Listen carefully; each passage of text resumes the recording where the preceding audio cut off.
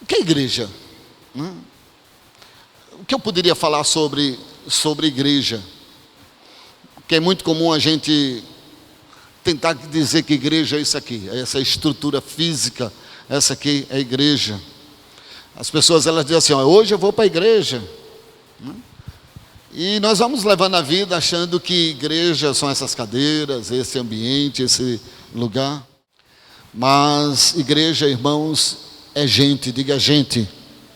Igreja é gente. Não é cadeira, não é espaço físico.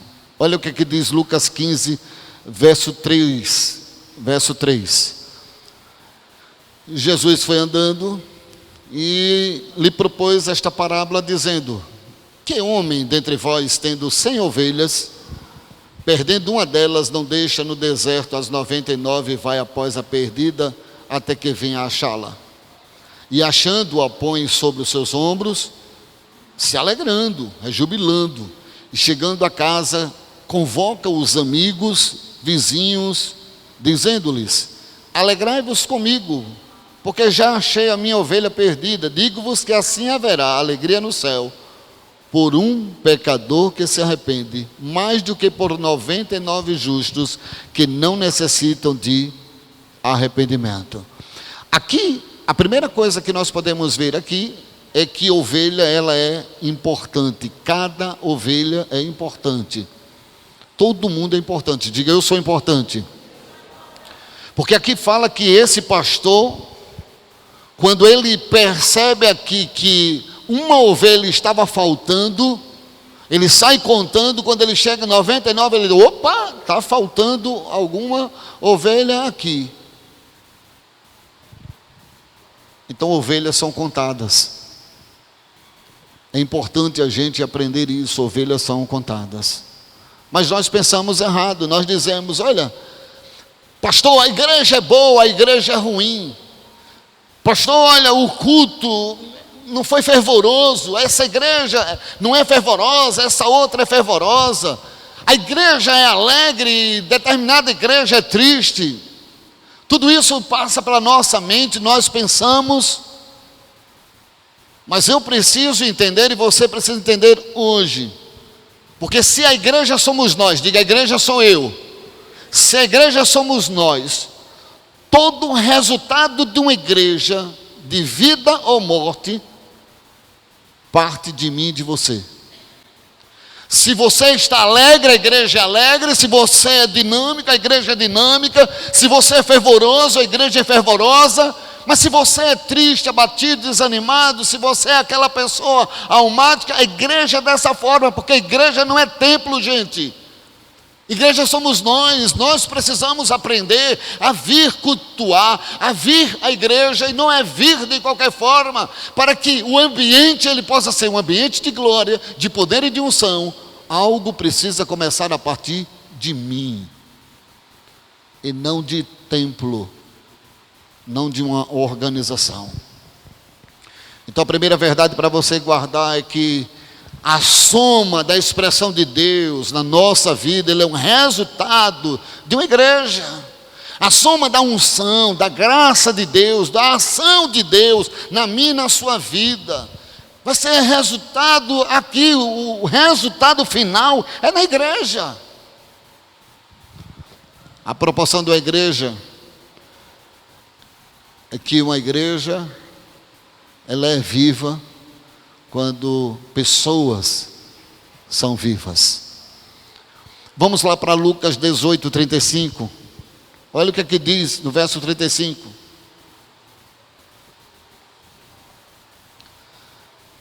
Fala de Jesus aqui.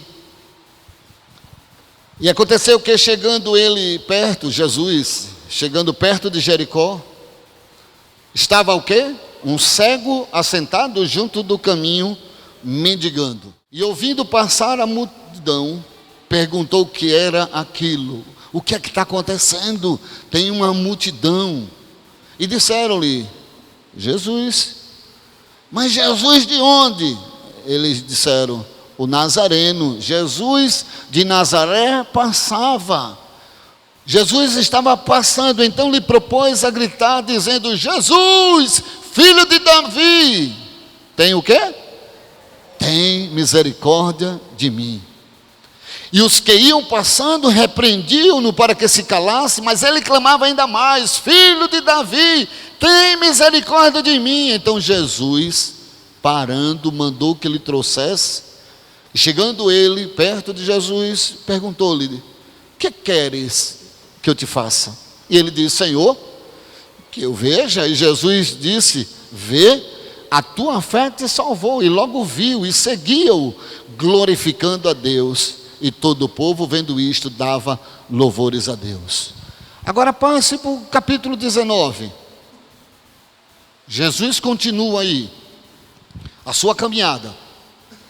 Jesus está caminhando, aí passa o 19, tendo Jesus entrado em Jericó, ia passando, e eis que havia ali um homem chamado Zaqueu, e este era um dos chefes dos publicanos, e era rico, e procurava ver quem era Jesus, e não podia por causa da multidão, pois era de pequena estatura. Lembra do cego? O cego era um mendigo, e aqui Zaqueu era um rico. Presta atenção.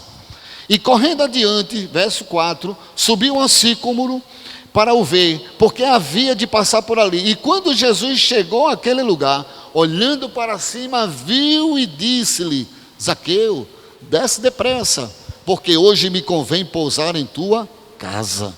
Apressando-se, desceu e recebeu alegremente, e vendo, e todos isto murmuravam, dizendo que entrara para ser hóspede de um homem pecador. E levantando-se, Zaqueu disse ao Senhor: Senhor, eis que eu dou aos pobres metade dos meus bens, e se em alguma coisa tenho defraudado alguém, eu restituo quadruplicado. E disse-lhe Jesus: hoje veio salvação a esta casa, pois também este é filho de Abraão, porque o Filho do Homem veio buscar e salvar o que se havia perdido. Amém? Que igreja? Vamos continuar. Nós não vemos em momento algum aqui, nesses dois textos aqui, um prédio, um templo, uma sinagoga, mas sim aqui fala claramente sobre eu, sobre você, sobre nós como igreja, como gente que vive, como gente que tem expressado na caminhada dessa vida. E nesses dois textos aqui nós temos dois acontecimentos.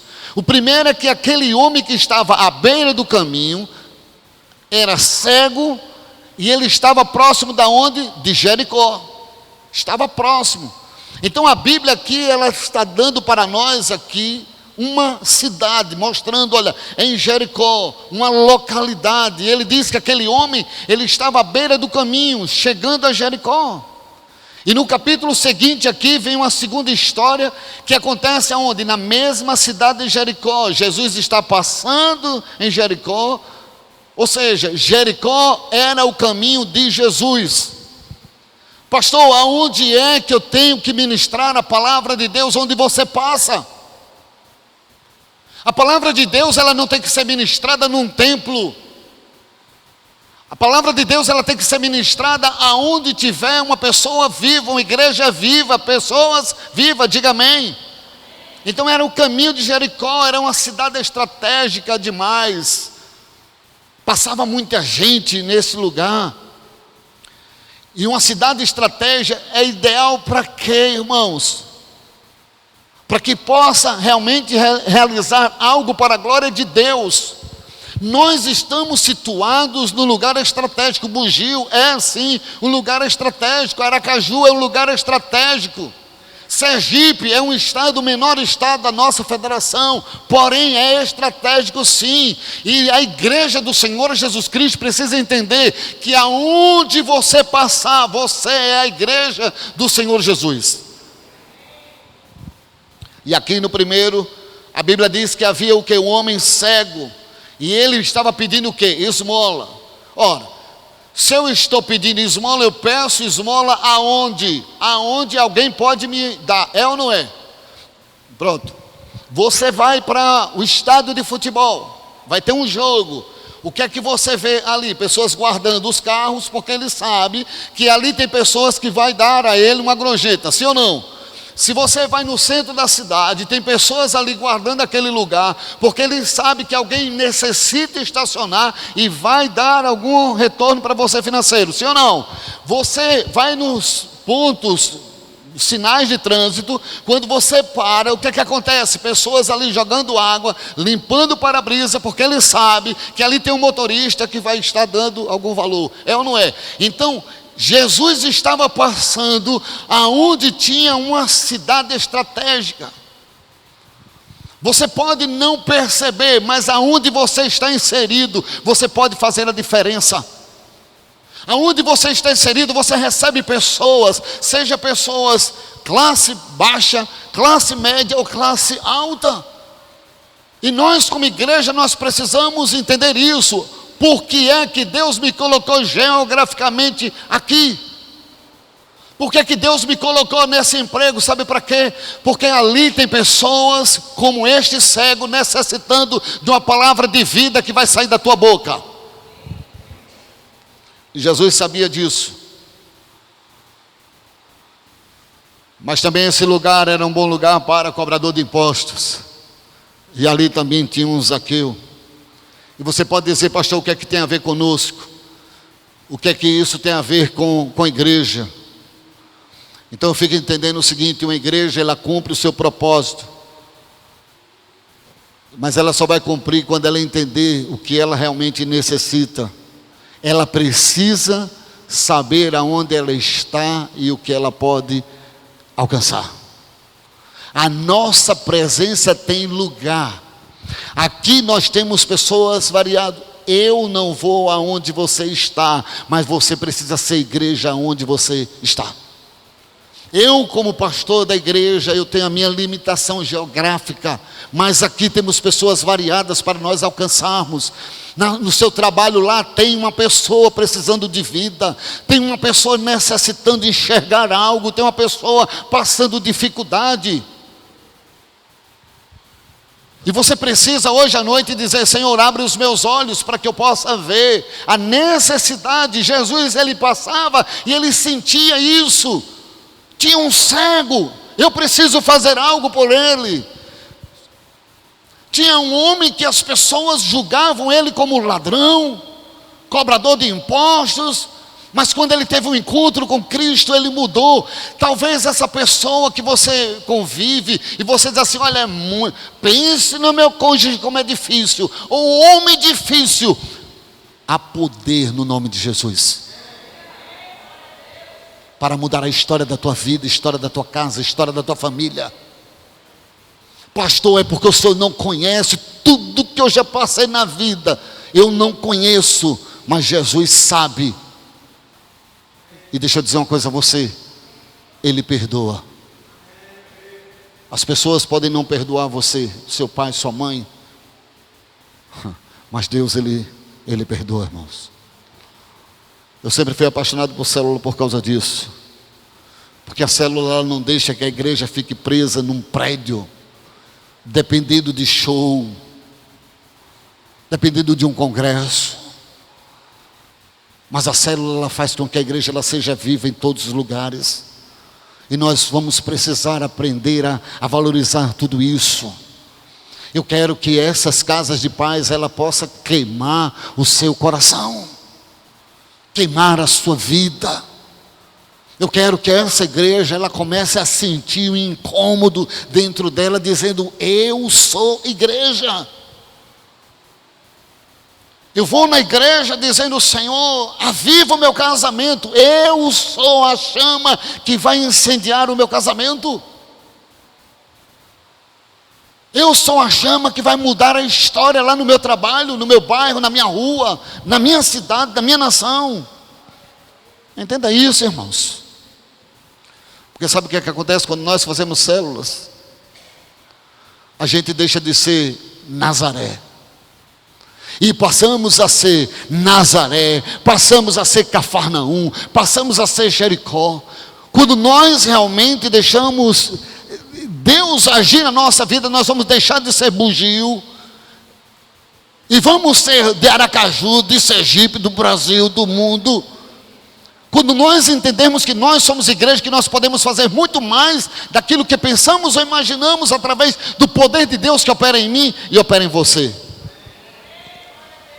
Então a igreja é uma igreja vigorosa, é uma igreja forte, é uma igreja que cumpre o propósito, é uma igreja que está em muitos lugares. Nós não precisamos ter atividades na igreja de domingo a domingo, mas nós precisamos ser igreja todos os dias, todos os lugares. Você deve saber que todo lugar tem necessidade, irmãos. Todo lugar tem necessidade. Todo lugar tem gente rica, todo lugar tem gente pobre. E só aqui nós estamos em muitos lugares. Nós estamos para pregar para os ricos, estamos para pregar para os pobres, para a classe média. Nós estamos disponíveis a cada dia. Pensa aí em pessoas que você conhece, amigos seus. N pessoas que você conhece dia após dia, de domingo a domingo. Você conversa com adolescentes. Eu converso com essas crianças todos os dias, estando aqui na escola. Você precisa ver essas criaturas, meninos inteligentes. É a oportunidade. Nós conversamos com pais, os alunos, e você pode fazer a diferença aonde você está. Porque eu quero que você entenda o seguinte: essa coisa de casa de paz não é moda, irmãos. Não é uma estratégia desse ministério. Mas eu creio que casa de paz são os empurrões de Deus. Porque Deus a cada dia está nos empurrando para o cumprimento do propósito dele nas nossas vidas. Temos pressa. Você tem que ter pressa. Você não tem todo o tempo. Aquele jovem que está com você, você não tem todo o tempo do mundo.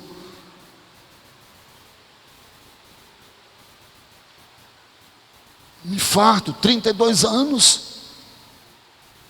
Quem iria imaginar que uma pessoa de 32 anos, um infarto, me diz? Seu pai, sua mãe, seu tio, sua tia, o seu cônjuge. Então é um empurrão de Deus, é Deus dizendo: meu filho, chegou a hora de você ser igreja em todos os lugares, você ser igreja na tua casa. Mas pastor, como? É que você deve ser luz, luz lá no seu trabalho, luz na escola, luz na faculdade. Você tem que ser luz na sua rua, você tem que ser luz aonde você for, você tem que ser luz no meio dos seus vizinhos, no meio da nossa casa, temos que ser luz. Eu lembro-me que logo quando eu entrei aqui, era terno, viu, que a gente usava.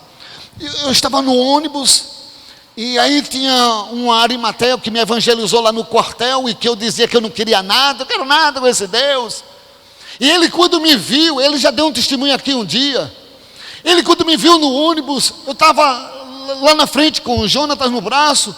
Ele entrava por trás, ele olhou e disse: Manuel, você! Não foi em vão ele pregando para mim ali no exército, mesmo não querendo nada. Não é em vão você falar do amor de Deus a pessoas. Então, meu irmão, seja luz, procure ser luz. Eu amo a célula, sabe por quê? Porque eu fui alcançado por estudos bíblicos, eram os NEBs, núcleos de estudos bíblicos. Então eu creio que se Deus teve misericórdia de mim, pena de mim, o que Ele não pode fazer na tua vida, na tua casa e na tua família? Nós podemos ser luzes, sim. Sabe de uma coisa, acredite, nós temos que estar em todos os lugares, sim. Você pode até escolher onde você vai morar, o carro que você vai comprar. Você pode escolher que faculdade você vai entrar. Você pode escolher o curso que você quer estudar lá, você pode escolher. Mas eu quero que você entenda o seguinte: a faculdade, seja lá qual for, o crente está lá, você vai estar lá. O trabalho, você entrou, você é crente, você é luz, esteja lá, nós não temos opção. O escritório que você trabalha, você é luz naquele lugar. Entenda, você está ali para contribuir com aquela comunidade, com aquelas pessoas. Você não está ali somente para receber o seu dinheiro no final do mês, mas você está ali para trazer uma palavra de vida a alguém. Você está ali para que você entra no banheiro, vê alguém chorando, e você toca nela e diz: olha, eu não tenho prata nem ouro, mas o que eu tenho te dar, eu vou orar por você. Eu só posso orar por você. Eu vou ligar lá para as irmãs da igreja, e nós vamos orar juntos por esse problema que você está passando. Tem muita gente, meu irmão. Só aqui, ó, nesse ambiente aqui, tem pessoas que, se você estender a mão para ela e orar hoje, ela chora. Porque você foi chamado para ser luz, irmãos. Contribua, faça alguma coisa, faça a diferença. Nós temos que aparecer aonde a gente está. Não é aparecer no mau sentido, mas é fazer com que a luz de Cristo possa brilhar através de nós, aonde nós estamos. Olha os textos aí. Jesus, ele não ficou apenas em um lugar. Jesus, ele se movia, e ele estava indo para Jerusalém. Mas mesmo indo para Jerusalém, ele vai para o Jericó, e mesmo passando a Jericó, não tinha nada que o impedisse dele fazer algo a alguém em Jericó. Da mesma forma, eu sei que você veio para o culto hoje, você está marcando para vir na próxima semana, mas nada te impede de amanhã você ser igreja lá no teu trabalho, ser igreja no teu escritório. Aonde você passar, você sobe no ônibus, alguém está necessitando de uma palavra sua. Tem pessoas, irmãos, famintas, não de pão, não de alimento, mas de uma palavra de vida. E a vida está na sua boca. Diga: a vida está na minha boca. Jesus, onde ele passava, ele tocava em pessoas. Onde ele ia, ele fazia algo de diferente, algo para manifestar a glória de Deus. Então, igreja do avivamento, é importante sim a nossa presença, porque se Deus colocou você onde você está, você é uma expressão da igreja de Cristo naquele lugar. Deixa eu fazer um pedido: não tenha medo, não se esconda. Ah, pastor, eu conheço tão pouco de Jesus. Mas Jesus conhece tudo de você. Sabe o problema? Que a gente fica querendo se especializar em Jesus. E Jesus é especialista em pessoas como eu e como você. Ele sabe da nossa capacidade, Ele sabe das nossas limitações, Ele sabe da nossa estrutura física, Ele sabe da nossa estrutura emocional. Ele nos conhece como ninguém. E se Deus colocou você onde você está, seja essa expressão. Seja aqui como esses homens. Vá passando, você vai ouvir alguém gritando: ore por mim, toque em mim, me dê um abraço. Aquele cego, ele disse: Jesus, filho de Davi, tem compaixão de mim. Jesus, eu estou há muito tempo nesse lugar aqui, faz algo por mim. Tem gente precisando de você. Tem gente gritando, você não consegue ouvir, porque há muitas vozes. Então, a partir de hoje, pense muito bem no que eu vou lhe dizer agora. Não existe mais essa coisa de pensar assim: hoje eu vou trocar de roupa, que eu vou para a igreja. Eu queria acabar com isso. Porque a igreja, ela é a igreja segunda, terça, quarta, quinta, sexta, sábado, domingo. Amanhã, quando você se levantar, for lá para o seu trabalho, for para o seu escritório, você é a igreja. Amém? A roupa Não existe roupa que eu vou usar aqui. Que nós não sejamos diferentes. Que possamos romper hoje à noite e dizer assim: eu não quero mais ser do domingo. Eu quero ser de todos os dias. Eu quero manifestar a glória de Deus todos os dias da minha vida. Eu quero manifestar a glória de Deus aonde eu for. Eu quero manifestar a glória de Deus no meu casamento. Eu vou pegar na mão do meu esposo, vou orar junto com ele. Eu vou manifestar a glória de Deus. Eu vou pegar meus filhos, vou trazer todos eles para junto. Vou dar um abraço em todo mundo e vou dizer: papai, mamãe, te ama. Quando nossos filhos são pequenininhos, querido, no berço, no colo, a gente dá tanto amor, tanto carinho, a gente profetiza, fala tanta coisa boa. Aí os meninos vão crescendo, eles começam a questionar, a falar, e aí a gente fica irritado com eles. Só que seja a luz para o teu filho. Você pode não ter dinheiro, mas você pode abraçar seu filho, sua filha. Você pode não ter aquele carro que você quer,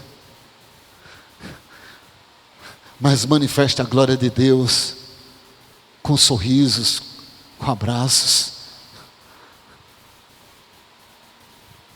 Como é lindo, irmãos, vermos pais preocupados com seus filhos, mas não preocupados em coisas. Tem uma série da Netflix, adolescentes, que alguns pais, a maioria dos pais devem assistir. No final, o pai, conversando com a mãe, diz: onde foi que nós erramos? Onde foi que nós erramos? Mas hoje eu quero dizer a você, hoje você vai acender a luz na tua casa, você vai acender a luz no teu trabalho, você vai acender a luz aonde você for, e você vai permitir que a glória de Deus se manifeste através da sua vida. E da mesma forma que Zaqueu, ele mesmo, dele mesmo, ele quis devolver tudo. O amor de Deus nos constrange, diz a palavra do Senhor. Vai vir amor de Deus para nossas vidas, vai vir amor de Deus para nossas casas, vai vir amor de Deus para nossas famílias, amém? Porque nós não seremos mais diferentes no domingo dos outros dias da semana. Nós não queremos mais ser uma igreja de domingo, de quarta-feira, mas de todos os dias. Amém? Vamos ficar em pé no nome de Jesus?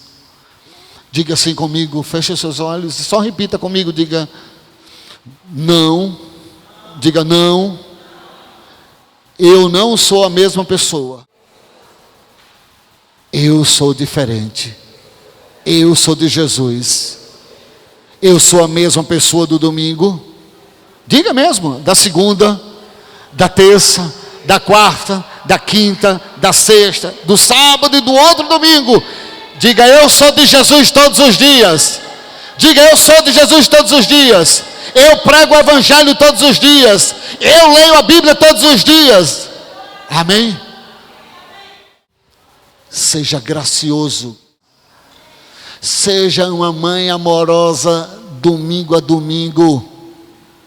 Não seja uma mãe boa somente na igreja. Seja graciosa com seu cônjuge todos os dias. Tem dias que o negócio está azedando, mas é nesse dia que a glória do Senhor tem que se manifestar na sua vida. É fácil? Não é. Viver a dois não é fácil, mas é possível, porque tudo é possível aquele que crê.